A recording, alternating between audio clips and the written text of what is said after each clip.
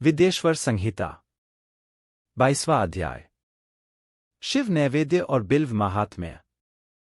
ऋषि बोले, हे सूत जी, हमने पूर्व में सुना है कि शिव का नैवेद्य ग्रहण नहीं करना चाहिए। इस संबंध में शास्त्र क्या कहते हैं, इसके बारे में बताइए तथा बिल्व के महात्म्य को भी स्पष्ट कीजिए। सूत जी ने कहा, हे मुनियों, आप सभी शिव व्रत का पालन करने वाले हैं, इसलिए मैं आपको प्रसन्नतापूर्वक सारी बातें बता रहा हूं। आप ध्यानपूर्वक सुने।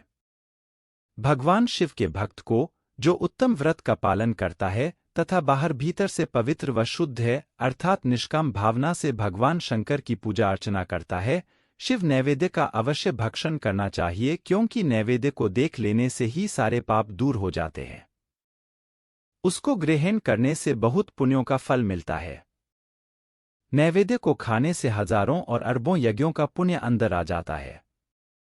जिसके घर में शिवजी के नैवेद्य का प्रचार होता है, उसका घर तो पवित्र है ही, बल्कि वह साथ के अन्य घरों को भी पवित्र कर देता है।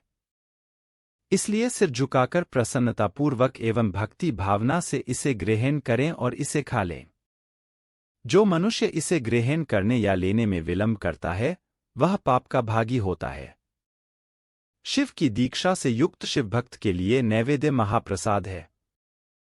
जो मनुष्य भगवान शिव के अलावा अन्य देवताओं की दीक्षा भी धारण किए हैं, उनके संबंध में ध्यानपूर्वक सुनिए ब्राह्मणों।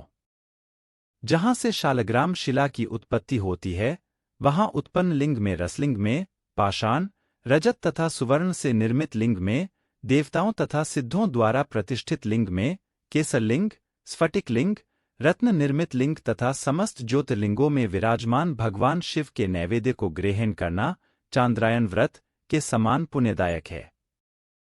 शिव नैवेद्य भक्षण करने एवं उसे सिर पर धारण करने से ब्रह्मा हत्या के पाप से भी छुटकारा मिल जाता है और मनुष्य पवित्र हो जाता है, परंतु जहां चांडालों का अधिकार हो, वहां का महाप्रसाद भक्तिपूर्वक भक्षण नहीं करना चाहिए।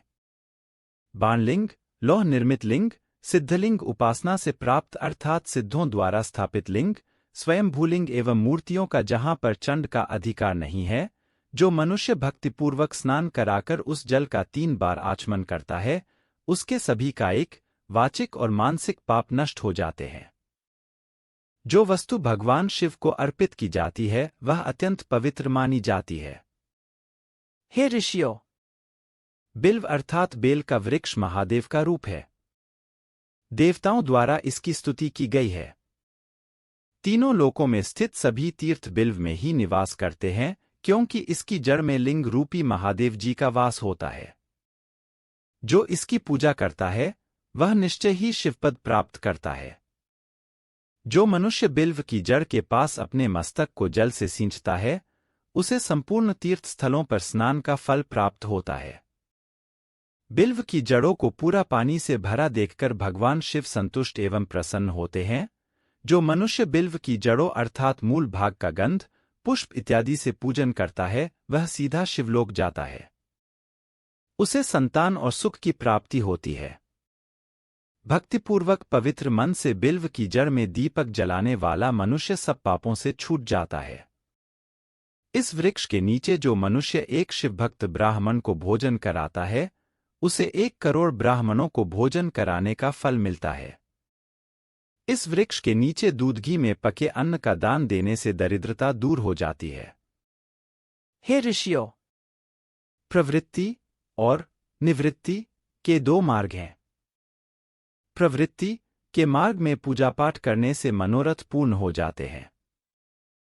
यह संपूर्ण अभीष्ट फल प्रदान करता है। किसी सुपात्र गुरु द्वारा विधि विधान से पूजन कराएं।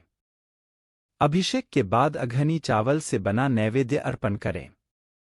पूजा के अंत में शिवलिंग को संपुट में विराजमान कर घर में किसी शुद्ध स्थान पर रख दें। निवृत्ति मार्गी उपासकों को हाथ में ही पूजन करना चाहिए। भिक्षा में प्राप्त भोजन को ही नैवेद्य के रूप में अर्पित करें। निवृत्ति पुरुषों के लिए सूक्ष्म लिंग ही श्रेष्ठ है। विभूति से पूजन करें तथा विभूति को ही निवेदित करें। पूजा करने के उपरांत लिंग को मस्तक पर धारण करें।